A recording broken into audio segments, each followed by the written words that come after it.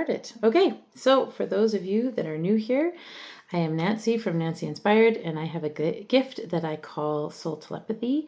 And when I am doing one-on-one readings for people, I am able to hear what your soul is trying to tell you for your own highest and best good, your own evolution.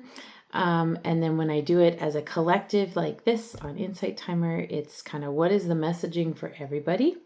My format is that I start with the collective reading, what is for everybody, and then I move into individual readings.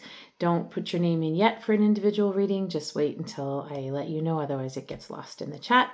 I don't ask for donations for doing the individual readings. I just put people's names down in the order that you put them in, and I try to get to everybody. If I don't get to everybody, and you come back next week, I put you to the top of the list. So without further ado, my first step is that I connect with you, and I use a pendulum to do that. Some people have requested that I do a pendulum course on Insight Timer. So I'm thinking of doing, since I'm heading into the summer here and I'll have a little bit more time, I'm thinking of doing some pendulum work lives. So if that's something you're interested in, let me know. And hello Frank, and hello Alicia, hello everybody. All right, so here we are. Can I, may, and shall I do a reading for my Insight Timer friends and family, both those that listen now and those that tune in later? I'm getting a clear yes. Is there any reason that I shouldn't at this moment in time? Switching directions, it's giving me a no. It just takes a minute to switch directions. Then, while we are heading counterclockwise with the pendulum, I'm just going to ask that we cleanse, clear, and balance our hearts, our minds, our bodies, and our spirits on all levels for our highest and best good. We're also going to clear out the space as we create a container for us to connect in. Right now, we're clearing away anything that doesn't serve everyone's highest and best good. Just clearing that all out, cleansing, clearing, balancing. Heart, mind, body, and spirit on all levels for highest and best good. All right, then the next, it switches direction again, heading clockwise, and it's just asking that everybody's intuition be elevated to the highest level that they can accommodate with at this moment in time, allowing their souls to speak freely and clearly for their highest and best good, allowing me to hear clearly for everyone's highest and best good. And also we create a little armor of protection so that anything that doesn't serve our highest and best good immediately bounces off and gets transmuted, sent to God, to the feet of God, where it's transmuted into love. All right, we're ready. So let me take a sip of tea. I've got chamomile and pine and mint today. It's delicious. And this is a mug that I made. I painted. A friend of mine took me to a pottery painting class, and I painted that one. So yes, I have a collection of mugs. All right, here we go. Collective wisdom for today. What do I hear from my wonderful Insight Timer friends and family today? First of all, where is it? Heart chakra. All right, so heart chakra is all about housekeeping today. So what I got was housekeeping of the emotions. So emotions serve a very important purpose. Emotions serve to educate, to fuel, to connect, and all of those emotions. What I'm hearing is we have different levels of emotions. And when I say levels of emotions, I'm not talking about intensity. I'm talking about purpose. That some of those lower vibrational kind of emotions serve a very important purpose in that they educate. They tell us what's going on inside our bodies. They help fuel that need to take action and that kind of stuff. And so things, lower vibrational energies like sorrow and grief, they educate. They tell us when we are feeling pain, they tell us what is it that we need to know about this. And what I'm hearing is that as humans, we tend to judge our emotions, and we're like, oh, I shouldn't feel sad, or I shouldn't feel frustrated, or I shouldn't feel these things. And instead of the shouldn't feels, it's more an honoring and accepting, hey, I am feeling this. Why am I feeling this? What do I need to do about this emotion? And so something like sadness, hearing to tell you a story. I know I've told this story before. But when a while back, I was going through something that I was kind of ignoring. If I'm honest, I didn't want to deal with it, and so I decided to just pretend it wasn't happening and ignore it and just not deal with it. And so every time I pulled my cards, I tend to use the Osho Zen cards. Oh, I just almost spilled my tea. I tend to use these cards when I'm getting counsel for myself. Had a funny moment today where I was sharing with somebody a card and then they ended up pulling the same card. These are the cards that I tend to use for myself because they're more philosophical in nature. And anyway, every time I pulled a card, I pulled the sorrow card, and it was the sorrow card and the sorrow card. And I would shuffle and it would still be the sorrow card. And then I would, close my eyes and pick one and it would be the sorrow card. And I would get that card over and over and over again. And finally I was like, okay, let me dive into what this means. I didn't want to process that I was sad. I didn't want to process that I was grieving. I didn't want that information because then it meant I had to do something about it, because pain in our hearts, right, is just an alert to say, hey, there's something going on that we don't like. Maybe there's some boundaries we need to set. Maybe there's some things we need to let go of. Maybe there's some choices that we need to do differently in order to alleviate this pain. If we have pain in our knee, our foot, whatever, we would maybe ice it, maybe elevate it, maybe take some painkillers, maybe go see a doctor, maybe get some x-rays, figure out what's going on. But when it's pain in our hearts, sometimes we like to ignore that kind of pain. And so what I'm hearing is emotions like sorrow, like grief, those are educating emotions. They allow us to know what's going on. I'm hearing to talk a little bit about anxiety.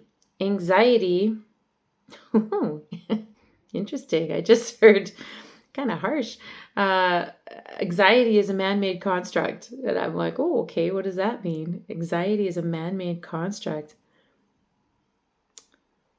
Okay. Anxiety is when we are focusing too much on the past or the present. Or not the present, sorry, the future. When we are focused too much on the past and the future, we develop anxiety. We either develop anxiety about what's going to happen based on the choices I made, or that future, oh no, what kind of bad things are coming and that kind of thing. If we are firmly rooted in the present, as well as a recognition of the divine plan and that everything is part of learning, we can eliminate anxiety. However, and I just heard this doesn't come from a place of judgment. This isn't judging anxiety. This is just saying that in our human bodies, we are, this is what produces anxiety. Whereas when we connect to that sort of elevated state and that presence of now, we can reduce anxiety. I'm going to say probably easier said than done. I know if I'm feeling anxious, it's really hard to get myself back into that mindful state of awareness. Anxiety can kind of take precedent, but that's what I'm hearing is anxiety is a human construct, and it's based on focusing on too much on the past or too much in the future, as opposed to connecting to present. I'm also hearing to talk a little bit about anger. This has come up a couple times. I did a private reading for somebody recently, and this came up.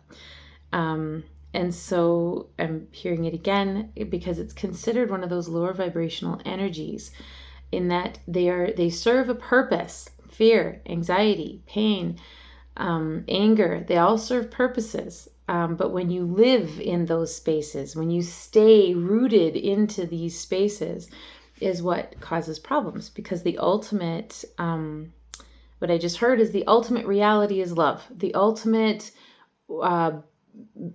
essence of being is the words I'm hearing. The ultimate essence of being is love. And when you're absolutely rooted in your essence, rooting your essence to love, there isn't room for these other emotions. These other emotions, or these lower level vibrational energies, serve a purpose to educate in order to allow us to elevate to love. So anger the analogy I used when I was doing the individual reading as it was coming to me was fire, right? And that when you make a fire, that fire can warm, you can cook on it. It can be a form of safety and protection. It can serve all kinds of wonderful purposes. However, if fire gets out of control, it can be very damaging. So anger is one of those lower vibrational emotions that serve a purpose. They can become a catalyst for change, just like making a fire to cook something. You're creating some nourishment. You're creating something, or fire can be educating so that we can set proper boundaries, which is like that protection. You know, that nice warm fire that's keeping the wild animals away if you're if you're out camping. It can also form a layer of comfort. You know, if you use that anger to set boundaries, to create guidelines, to communicate in ways that you need to do, it can then create comfort. It only becomes a problem when we let it get out of control. And I'm hearing that that is kind of the message right now for all of those lower vibrational energies. So those lower vibrational energies are educating. Their purpose is to help make us aware of what's going on in order to help us elevate into that essence of love. If we are allowing our anger, sadness, grief, anxiety, fear, and all of these sort of lower vibrational emotions that can kind of get out of control on us, that can kind of snowball on us, if we use them to educate, it allows us to understand what actions we need to take, what sort of grounding we need to do, what kind of presence we need to maintain in order to keep ourselves in that elevated vibration of love. And so they're not bad. They're just a problem when they get out of control. And so to recognize, are we living in those things? Sometimes when I'm talking to kids about emotions, as I say, is it okay to cry? And at first I say no, and I'm like, of course it's okay to cry. But is it okay to cry and cry and cry and cry and cry and never stop or never heal? No, that's not okay. That's going to keep you in this bound place. Is it okay to be angry? Absolutely, it's okay to be angry. Is it okay to destroy and, you know, when I'm talking to kids, like hit and call people names? It's like, no. But it's okay to use that anger to educate and fuel and create connection. And so take a check of our lower vibrational emotions and energies over this next week. It's very easy to get caught up in other people's energies as well. Often I have to ask myself when I'm feeling, especially anxiety. I don't feel a lot of anxiety often. I attribute that to probably having ADHD, and I'm usually focusing on something else before I can stay rooted in anxiety very long. So it's kind of a gift, I think. However, every once in a while, I get consumed with this anxiety, and I have to ask myself, is that mine? Because as soon as I feel it, I start to think of all kinds of things that I'm anxious about. And then the next thing you know, I'm staying up all night worrying about my kids or whatever, because I'm feeling this anxiety, this anxiousness. So when we are around other people that are I'm going to say over experiencing their lower vibrational energies, because I just want to clarify that they serve a purpose. They are meant to educate. They are meant to help us to know what our next steps are and what we need to do in order to regain that balance, right? By having those lower vibrational energies, it allows us to know, hey, we're not in that higher vibrational energy. It allows us to go there. However, we don't want to live there. We don't want to stay there. We don't want to be stuck there for a couple of reasons. And this is one of them, in that when you encounter someone that's kind of stuck in a lower vibrational energy, it's easy to get drawn into that lower vibrational energy. If you're around, you know, a lot of sadness and lower vibrational energy in that way, it's really easy for your brain to start thinking of all the things you're sad about. And at any given time, any one of us can think of a whole bunch of things that we are possibly sad about. So it's easy for us to connect to that. So on that flip side, it's our responsibility. If our job as humans, which it is is to elevate human consciousness, elevate human vibrational energy and I'm hearing the word cosmic purposes, which I don't 100% understand, but it is important. And we are all here on this planet at this time to elevate our own vibrational energy as well as those around us. If that is our job and our responsibility, then it is also our job and our responsibility to manage our lower vibrational emotions and energies so that we are not transmuting them onto other people so that their vibration can be lowered. In fact, it's the opposite. It is our job to elevate our vibrational energy as much as possible and as much as can be accommodated with at this moment in time, so that then the people around us and the people that we encounter can also be elevated. Now, this isn't false positivity.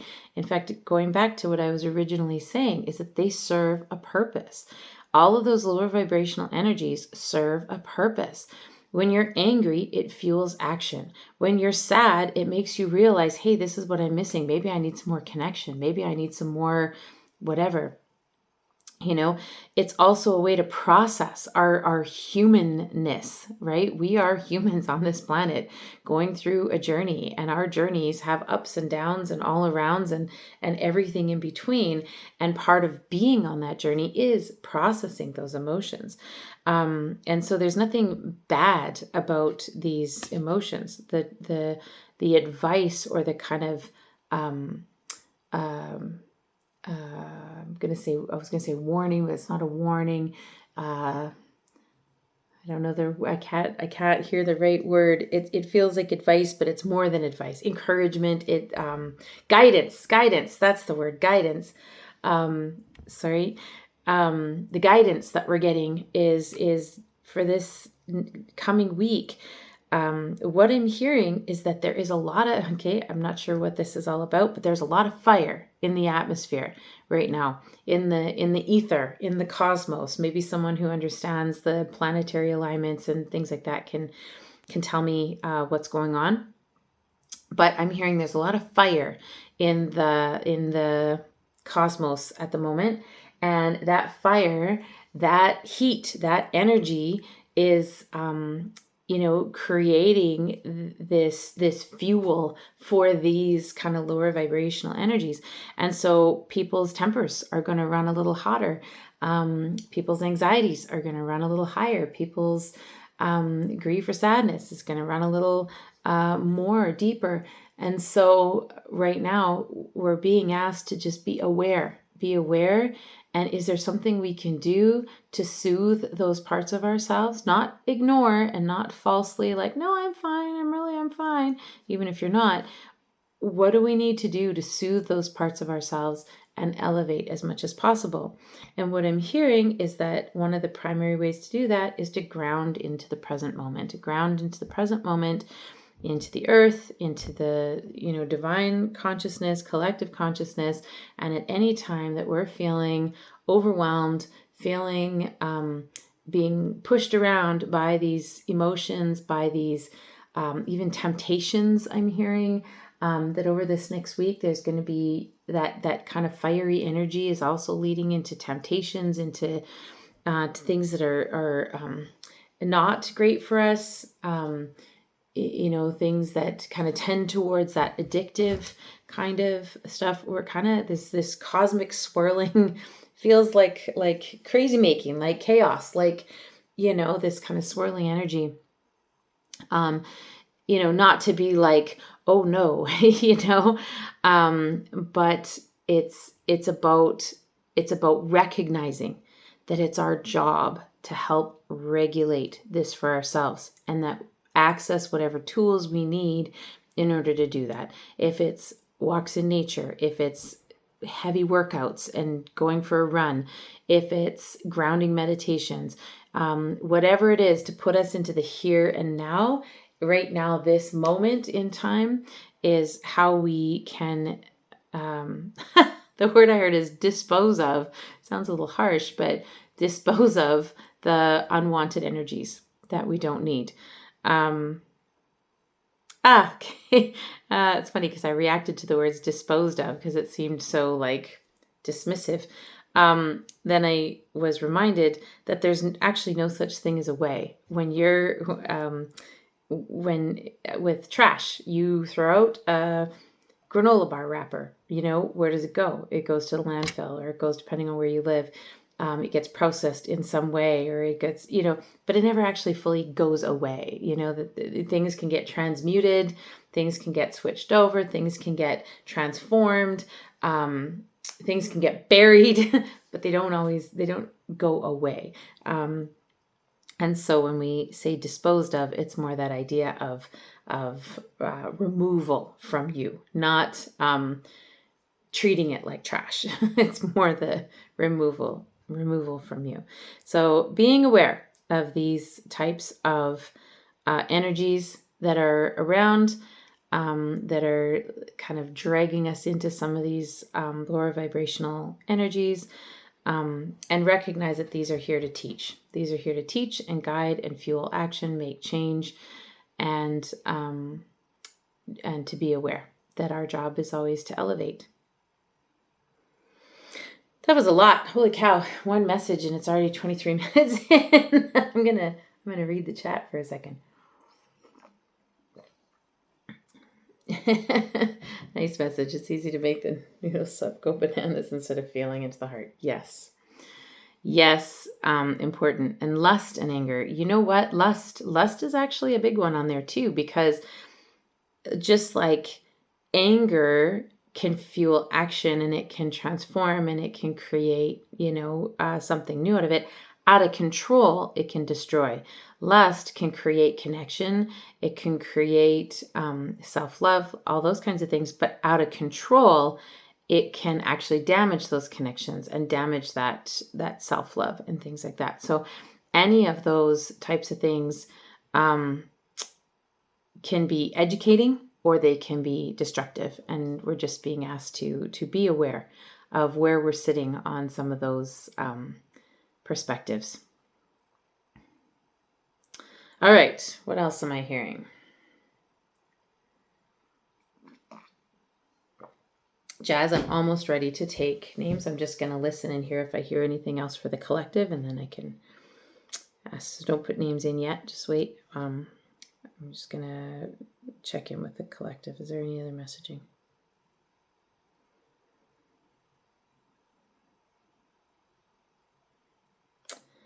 All right. So what I'm seeing is like points, like kind of like the pendulum pointing. Why am I seeing points? Oh, okay.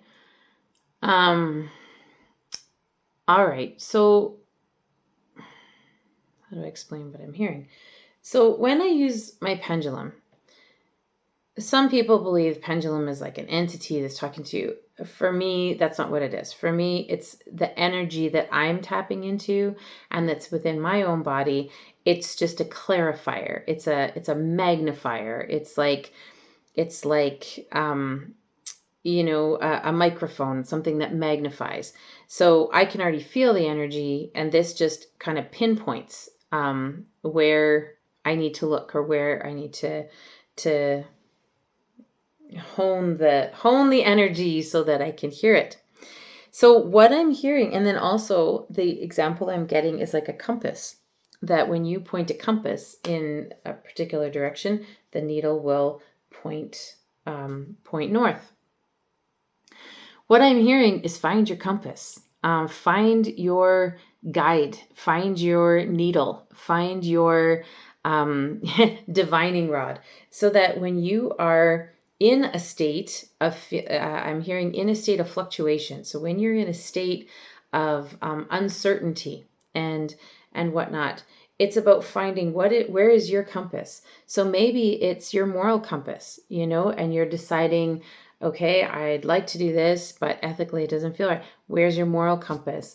I'm hearing, where is your communication compass? I don't totally understand what that means. Oh, okay. So what that means is that when you are entering into conversations, when you're entering into, especially ones that could be contentious or conflict or something like that, what's your compass? What do you actually want out of that conversation? Are you wanting to find a way to work together? Essentially, are you actually trying to figure out a way that you can be right? Are you like what is your compass as you're going into that conversation? What do you actually want out of it? You know, what is your compass that's guiding that conversation? In any of your actions, what is your compass? Where are you going? Where are you heading? What I'm hearing is that it's really easy to allow okay, the words I'm hearing are power, authority, and ego to get in the way of where your actual compass is going. So we'll use a conflict, for example. If you're having a conflict with somebody and you need to have a conversation, if your compass is that I want to be right and I want them to apologize and I want them to, feel bad that they've hurt my feelings.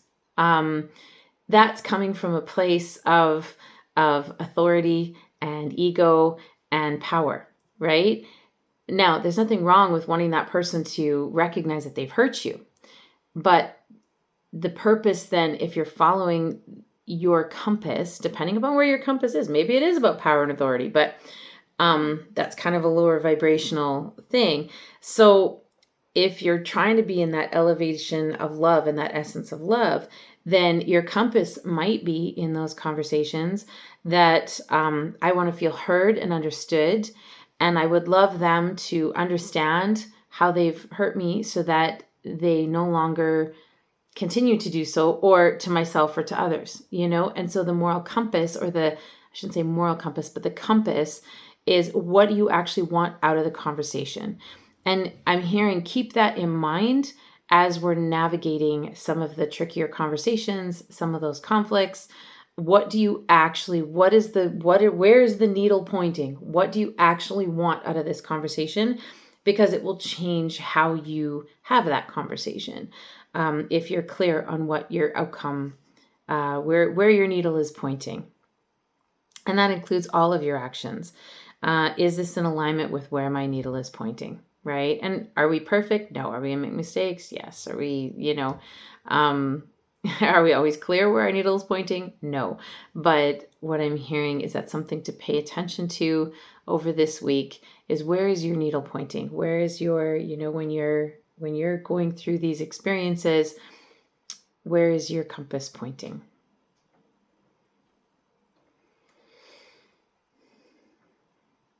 All right, I'm going to stop the recording and go on to the individual reading.